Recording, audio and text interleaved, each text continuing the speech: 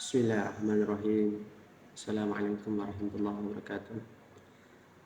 Alhamdulillah, alhamdulillahirabbil alamin wa bihi nasta'in ala umuri dunya waddin wassalatu wassalamu ala asyrafil anbiya wal mursalin sayyidina wa maulana Muhammadin wa ala alihi washabihi ajma'in amma ba'd. Uh, yang saya hormati Ibu Indah Kurniawati selaku pengabu mata kuliah retorika dakwah. Di sini saya akan menjelaskan sedikit makna siapakah orang yang sukses dengan Quran surat Al-Mu'minun ayat 1 sampai 10. Sebelumnya saya akan membacakan surah tersebut.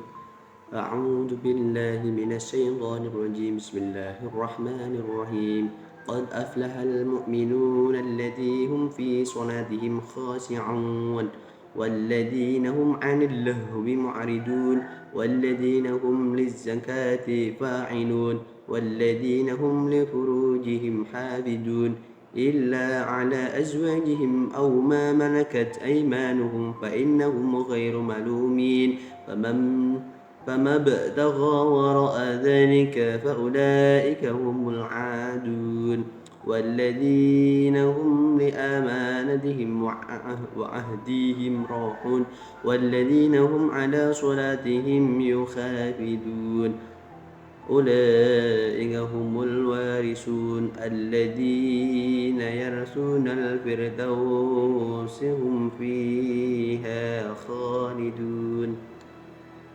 Nah, di sini dijelaskan segala puji bagi Allah, salawat dan serta salam semoga terlimpah kepada Rasulullah SAW dan keluarganya, kepada para sahabatnya dan orang-orang yang mengikuti hingga akhir kiamat.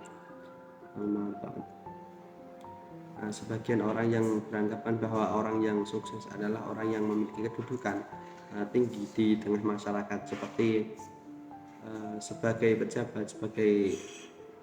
Sebagian lagi berpendapat bahwa orang yang sukses adalah orang yang berharta banyak, memiliki rumah mewah, memiliki kendaraan yang banyak dan lain sebagainya. Lagi berpendapat bahwa orang yang sukses adalah orang yang telah menyelesaikan sarjananya atau pendidikan tingginya. Nah, sebagian lagi berpendapat bahwa orang yang sukses adalah orang yang berhasil menjadi orang besar dan terkenal, dan sebagian lagi berpendapat bahwa orang yang sukses adalah yang berhasil mendapatkan apa yang dicita-citakannya. Memang orang yang memperoleh semua itu dan memperoleh apa yang dicita-citakan adalah orang yang sukses, akan tetapi kesuksesan itu adalah kesuksesan sementara yang kemudian akan ditinggalkannya. Adapun kesuksesan yang sesungguhnya adalah ketika seseorang masuk ke surga dan terhindar dari neraka. Allah Subhanahu wa taala berfirman, "Wa man zuhziha 'anil nari wa udkhilal jannah faqad faza wa mal hayatud dunya illa mata'ul ghurur." Nah, barang siapa yang dijauhkan dari neraka dan dimasukkan ke dalam surga, maka sungguh ia telah beruntung. Kehidupan dunia itu tidak lain hanyalah kesenangan yang memperkuat, yang memperdayakan. Terjemah dari Quran surat Al-Imran 185. Nah, inilah orang yang sukses. Hal ini karena ketika seorang masuk surga, maka apa yang diinginkannya ada Allah SWT. Nah, berfirman, wa fiha ma tastahihil anfusu wa tadzal a'yunu wa antum fiha khalidun. Dan di dalam surga itu terdapat segala apa yang diinginkan oleh hati dan sedap dipandang mata, dan kamu kekal di dalamnya. Quran surat Az-Zukhruf 71. Dan kenikmatan-kenikmatan yang ada di dalamnya kekal dan sempurna, tidak seperti di dunia yang sementara dan penuh keterbatasan. Coba pikirkan apakah harta benda, jabatan dan kedudukan yang ada pada kita akan kekal selama-lamanya, dan coba berpikir untuk kedepannya apakah kenikmatan-kenikmatan yang ada di dunia ini sempurna. Nah, tentu tidak, harta yang ada pada kita akan kita tinggalkan. Rasulullah Shallallahu Alaihi Wasallam bersabda, "Yatba'ul mayyita thalasah, fayarji'us sanani wa yabqa ma'ahu wahidun yatba'uhul ahlahu wa malahu wa amalahu, fayarji'u ahlahu wa malahu wa yabqa amalahu." Ada 3 yang akan mengantarkan seorang mayit, yang 2 pulang kembali, sedangkan yang 1 akan bersamanya. Nah, yang 3 itu adalah keluarganya, hartanya, dan amalannya. Keluarga dan hartanya akan kembali, dan yang akan tinggal menemaninya adalah amalnya. Hadis diriwayatkan dari Bukhari dan Muslim. Nah, di samping itu kenikmatan-kenikmatan yang ada di dunia ini tidak sempurna. Ada hidup, ada mati, ada sehat, ada sakit, ada senang dan sebaliknya, dan ada yang mudah, ada yang susah, dan ada yang muda, ada yang tua. Hal ini menunjukkan keterbatasan kenikmatan dunia. Mengenai jalan orang yang sukses, masuk surga adalah kesuksesan yang paling besar. Akan tetapi untuk memasukinya, seorang harus memenuhi jalannya. Nah, jalan orang yang sukses, masuk surga adalah kesuksesan yang paling besar. Akan tetapi untuk memasukinya, seorang harus memenuhi jalannya. Jalan tersebut telah Allah SWT terangkan dalam firman-Nya dalam Quran surat Al-Mu'minun ayat 1-10 yang tadi sudah saya bacakan.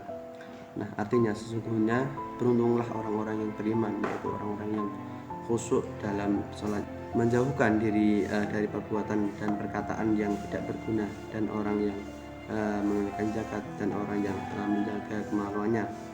Nah, kecuali terhadap istri-istri mereka atau budak yang mereka miliki, maka sesungguhnya mereka dalam hal ini tidak tercela. Barang siapa yang mencari yang baik di balik itu, maka mereka itulah orang yang melampaui batas, dan orang-orang yang memelihara amanat-amanat yang dipukulnya dan janjinya, dan orang-orang yang memelihara sholatnya, mereka itulah orang yang mewarisi, yakni yang akan mewarisi surga Firdaus. Mereka kekal di dalam surganya. Quran surat Al-Mu'minun ayat 1-10. Nah, apa yang disebutkan dalam ayat di atas adalah jalan orang yang sukses.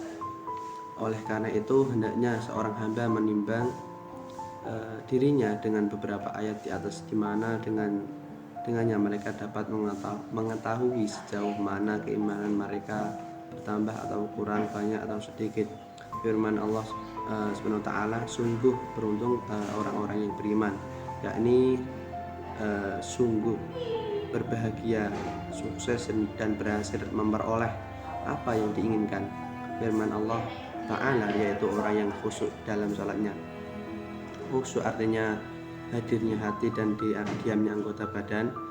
Khusyuk dalam salat akan diperoleh bagi orang yang hatinya tertuju pada sholat, sibuk dengannya serta mengutamakan, maka ketika itu sholat akan menjadi istirahatnya dan penyejuk pandangannya. Rasulullah SAW bersabda, "Ubbiba ilayya minad dunya nisa wa tiyabu wa ju'ila qurratu aini fi sholati."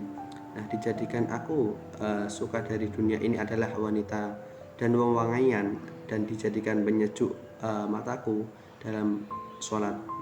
Dijelaskan hadis riwayat Ahmad dan Nasai. Nah, khusyuk merupakan rohnya salat. Semakin besar kekhusyukan seorang, maka semakin besar pula pahalanya. Rasulullah SAW bersabda, inna rajulu la yang surifu wa ma kutiba lahu illa usru salatihi tus'uha tamnuha sub'uha sudsuha khumsuha rub'uha talha nisfuha. Nah, sesungguhnya seorang ketika selesai salat maka tidak dicatat pahalanya kecuali separuh, sepuluhnya, sepersembilannya, sedelapannya, sepertujuhnya, seperenamnya, seperempatnya, sepertiganya, dan setengahnya. Nah, dijelaskan dari hadis riwayat Ahmad, Abu Dawud dan Ibnu Hibban dari Ammar bin Yasir, dan dihasanahkan oleh Al-Abni dalam Sahihul Jami' nomor 1626. Firman Allah Ta'ala, dan orang yang menjatuhkan diri dari perbuatan dan perkataan yang tidak berguna, di sini adalah yang tidak ada kebaikan dan faedahnya. Jika perbuatan yang tidak berguna mereka jauhi, maka Muaz berkata, "Ya wahai Rasulullah," beliau bersabda, "jagalah ini, yakni lisanmu." Nah, orang-orang mukmin karena sifat mereka yang terpuji, mereka jaga lisan mereka dari berkata sia-sia dan hal-hal yang haram. Menurut Ibnu Katsir, lughawi perkara sia-sia ataupun tidak berguna adalah kebatilan, termasuk dalam syirik dan kemaksiatan, serta perkataan dan perbuatan yang tidak ada faedahnya, sebagaimana firman Allah Ta'ala, dan apabila mereka bertemu dengan orang-orang yang mengerjakan perbuatan-perbuatan yang tidak berfaedah, lalu itu akan menjadi sebuah kehormatan bagi dirinya, gitu. Quran surat Al-Furqan ayat 72.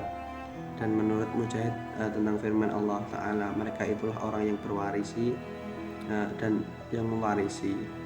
Quran surat Al-Mu'minun ayat 10, bahwa kaum mukmin akan mewarisi tempat-tempat orang-orang yang kafir di surga, karena mereka diciptakan untuk beribadah kepada Allah Ta'ala. Tidak ada sekutu baginya ketika kaum mukmin menjalankan kewajiban ibadah itu, sedangkan mereka kaum kafir meninggalkannya, maka kaum mukmin mengambil bagian orang-orang kafir itu. Nah, mungkin cukup sekian ceramah saya. Banyak kata maupun tutur yang tidak baik, saya mohon maaf. Bila taufik wal hidayah. Wassalamualaikum warahmatullahi wabarakatuh.